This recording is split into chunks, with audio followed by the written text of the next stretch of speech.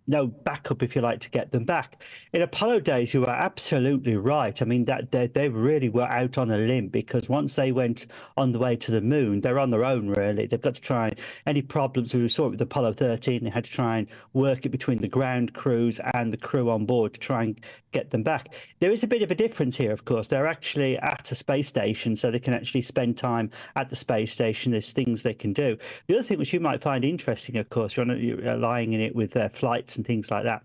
They normally pack bags full of equipment to take with them, personal equipment. But as this was going to be a short stay, 8 to 10 days, they didn't need to do that. And anyway, they needed to bring a spare pump for the onboard toilet for the space station. So they didn't need the extra weight. So they left that off. So once they got to the space station and had to stay, they hadn't got their own spare equipment with them, their own spare bags.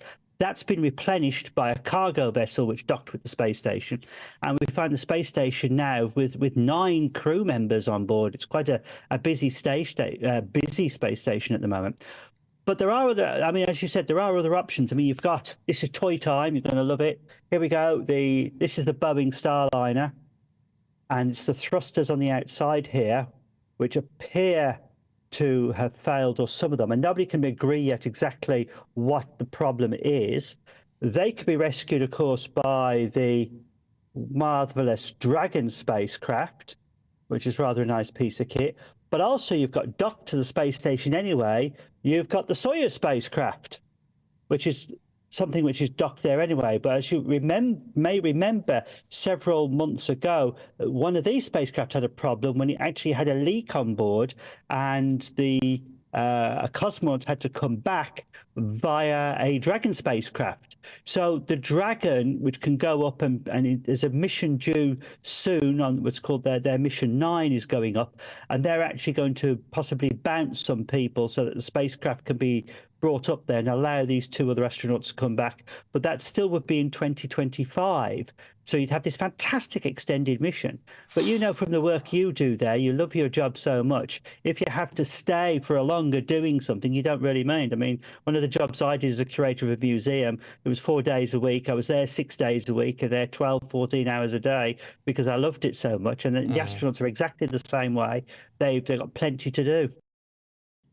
I can just imagine him being curator of a museum. Oh, yeah. And you just go along and you start asking him questions, and he'd just know it. talk about it. Oh, yeah. He'd know it. We love him. We love Andy Lound, he's fab. And he just explains it all so brilliantly. He knows it all. He really does. People like that. Geek. I will say and he's a got little geek. models of everything he wants to talk about, which is fabulous. There's a lot to be said for geekdom, especially when it comes to space stuff. The geeks are the best. Yeah. Blooming brilliant. Smashing. Fab. Well, we're going to be talking geeky about the Olympics in just a couple of moments, because Aidan McGee is hovering in the background, wants to tell us all about our latest gold medals. Britain's Newsroom. Weekday mornings from 9:30. This cancel culture law. This is Bridget Phillipson, Piers. What has she taken it upon herself to do? This is the Education Secretary. Yes, she's the Education Secretary, and in November, a law was, an Act of Parliament was passed, a Freedom of Speech Act, particularly aimed at universities, colleges, and students' associations to protect freedom of speech, and Bridget Phillipson, and it's had the royal consent. It's on the statute book, and the law was due to start in the next day or two. But it does need implementation regulation, which she's declined to give, and has said she's going to repeal it. Now, she said all this outside Parliament. She has taken it upon herself, effectively, to repeal an Act of Parliament without the consent of Parliament. It wasn't in the King's speech. And also, this is basically saying, it's fine, let's have all this wokery-pokery back in universities and cancelling speakers. This is why the government brought it forward. That's why so many people were being cancelled. Absolutely. People and like now J.K. Rowling, people like that. Incredibly, the Labour Party have decided to repeal a freedom of speech bill. It is absolutely unforgivable. I mean, Bridget Phillipson, who's also responsible for the ludicrous VAT on public schools, which she's now admitted does mean there are going to be more pupils and more pressure on state schools. Of course there are. Instead of actually improving education in this country, everything she seems to be doing is damaging it. GB News, the People's Channel. Welcome to State of the Nation, daily plunge into the stories shaping our country. I'm Jacob Rees-Mogg, and Monday to Thursday we bring you the insights, the facts, the truth about how our country is being governed. Because what happens in Downing Street matters down your street. Tune in to State of the Nation every Monday to Thursday, 8 to 9 o'clock. Only on GB News, the People's Channel, Britain's news channel. Join me, Camilla Tominey, for a frank and honest discussion with those in power that cuts through the spin and gets to the heart of the issues shaping our nation. You haven't confirmed that you want to stand as leader, but you haven't ruled it out either. This report basically says that he's not fit to stand trial. Is he indecisive? Incompetent? I deliver the dose of reality Westminster needs. That's the Camilla Tominey Show at 9:30 every Sunday on GB News, the People's Channel, Britain's news channel.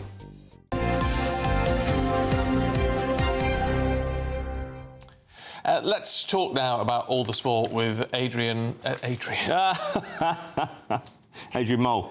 Adrian Mole. I'm having a moment. Adrian McGoogle, I was going to call you. Because of your chat-up line. Yeah, Go on, tell us. Well, yes, I have to tell you now, there's a piece in the paper about the chat-up lines. And one of the best is to say, ooh, is your name Google?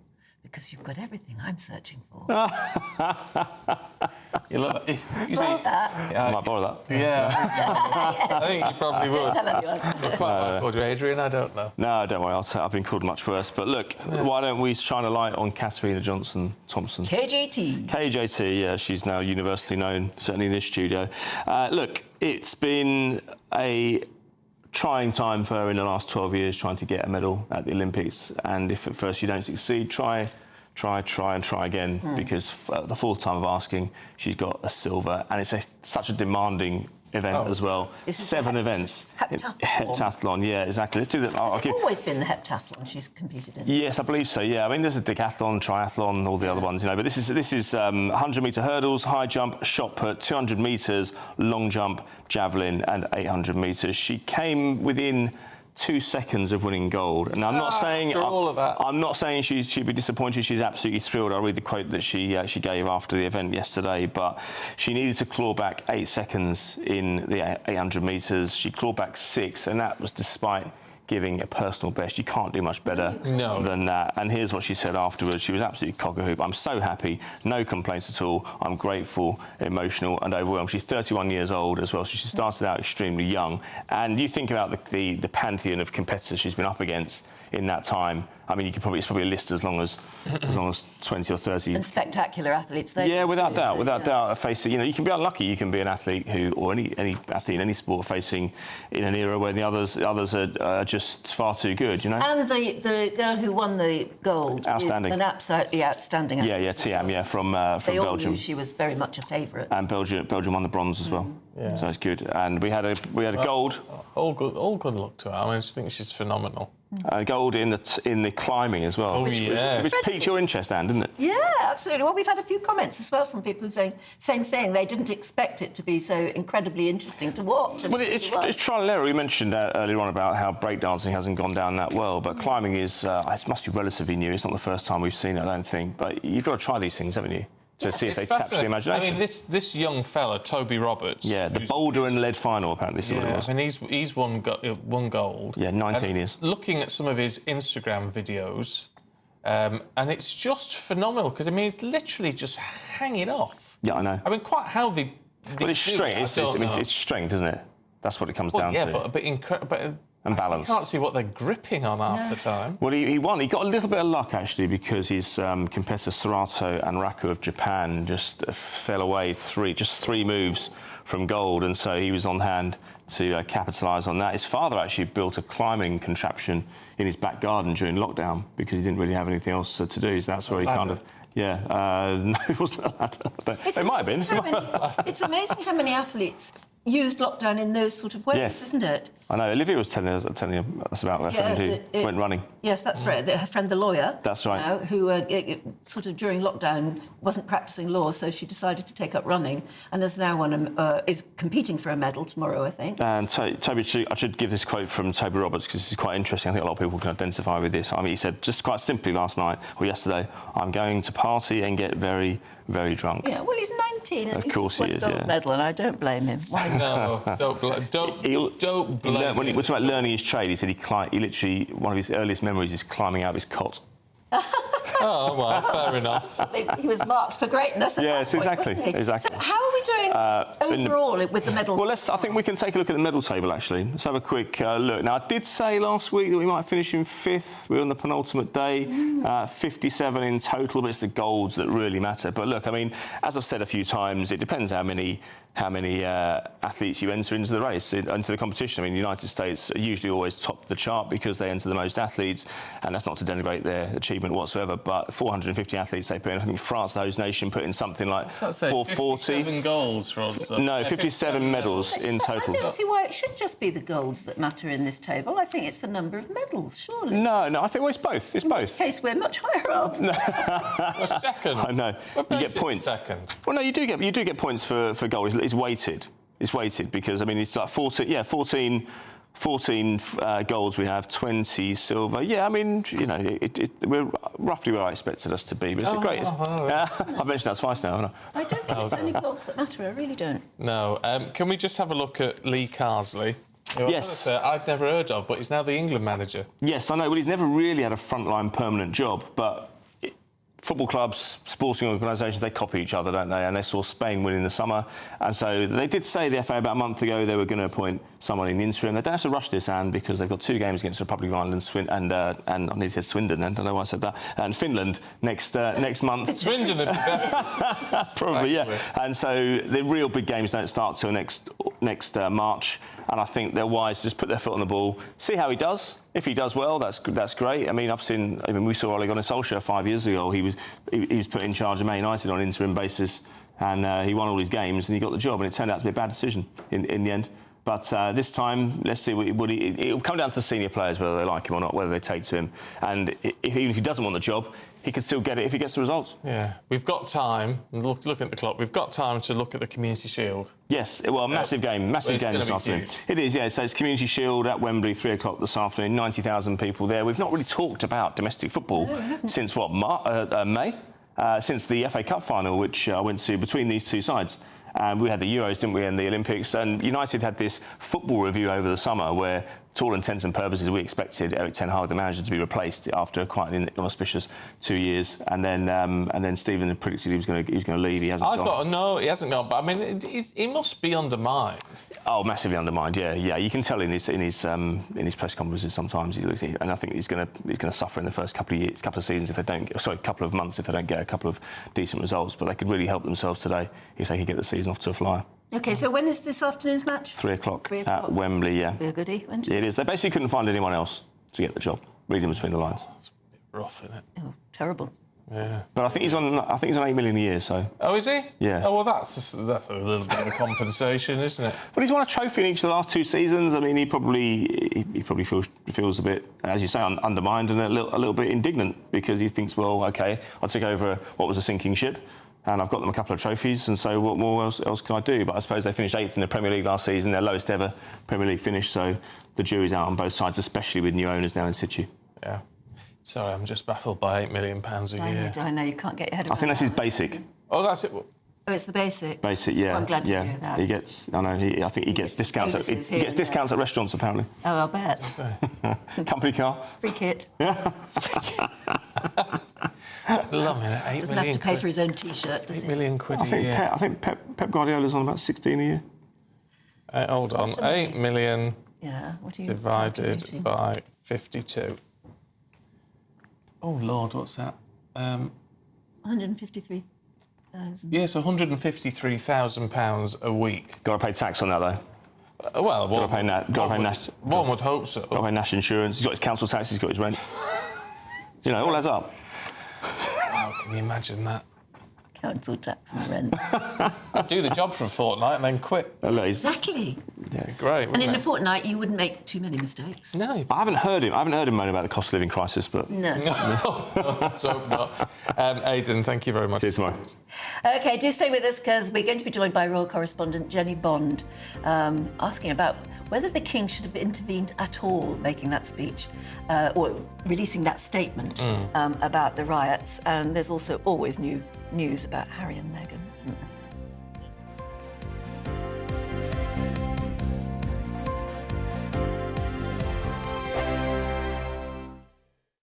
I'm Mark Dolan, and this is GB News, the People's Channel, Britain's news channel. This is GB News, Britain's news channel. Royal biographer, very good friend of mine, Angela Levin. Angela, good to see you again. This is, you have to say, quite typical of the couple. They say one thing and do another. Britain's too dangerous, but Colombia isn't. Well, yes. I mean, it's just fascinating that the UK Foreign Office has said to people that they mustn't go unless it's absolutely essential, because it is dangerous at the moment, especially in a place called Calais, where they have a list of, that's where one of the things that they're going to go. And the KGB in Calais has got 80% of global cocaine. So, and also they're doing a lot of taking people away and asking for money to give them back.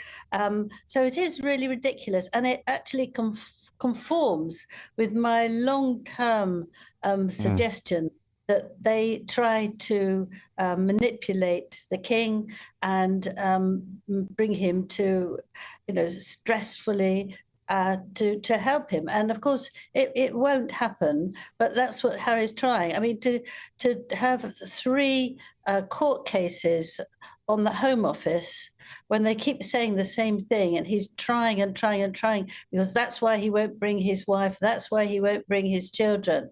But really, it's a nonsense, because he would be very looked after with good protection people, but not the very, very top of the tree, which is really just for Camilla, Charles and William and Catherine.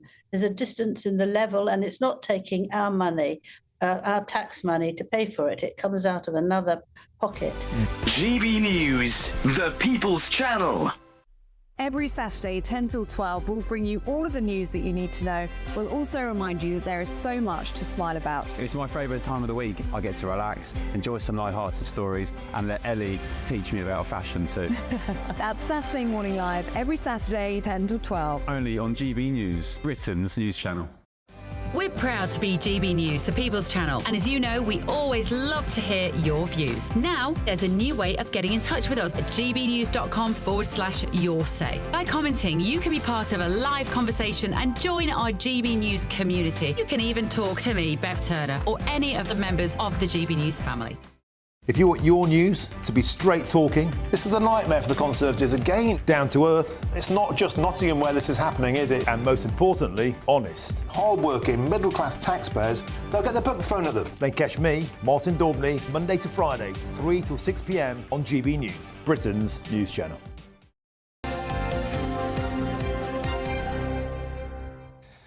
Now, as we've been reporting this morning, the King has called for mutual respect and unity following riots across the country, speaking out for the first time since all this unrest began. He thanked the police and the emergency services for their efforts to restore peace across the country, and he welcomed how communities have countered the violence. Well, let's talk to royal commentator Jenny Bond, who joins us now. Good to see you this morning, Jenny. It seems like the King is actually walking a pretty fine line between commentary and politics on this one. Yes, he is, and I think he's walked it very well. It is a delicate line, as you say, but I actually let out a little cheer when I heard he'd done this. I think this is exactly what a monarch should be doing, giving moral leadership, not political leadership, but moral leadership, and actually calling things as they are. I was pleased he punched quite hard in this, talking about criminality and aggression. And of course, Charles has always been about community spirit and communities uniting for the greater good. So I was very pleased, and I don't think there's anything to criticise him for. Knowing him as you do, and we sort of have come to know him over the years, you can imagine that he was itching to say something as he sort of, he saw his country sort of in such a terrible protest mire. I don't know what he'd called it, but I can imagine him itching to say something. Do you think he would have had to clear it with number 10? Yes, I think he'd been kept very much in the loop. He had asked to be kept informed the whole time. And I'm sure he probably would have liked to make a speech, but he knows that that's not what he needs to do at the moment. He'd like to go and visit the communities that have been ravaged by these riots, but he knows this is not the time to do that. Because obviously any royal presence like his demands a whole lot of security, and the police have got enough on their hands. So he won't be doing that now, but I think he will be doing it in the future. This is so much at the heart of what Charles has worked for all his years: community spirit, unity within communities. If you look back to business in the community, when he brought businesses and businessmen and he walked them round communities that were disadvantaged and needed help and said, come on, let's do something about it. His pub is the hub. He started that as well, because pubs should be at the heart of a community and provide local services. It's all about getting people together, not dividing them, and least of all, not dividing them on racial or religious terms.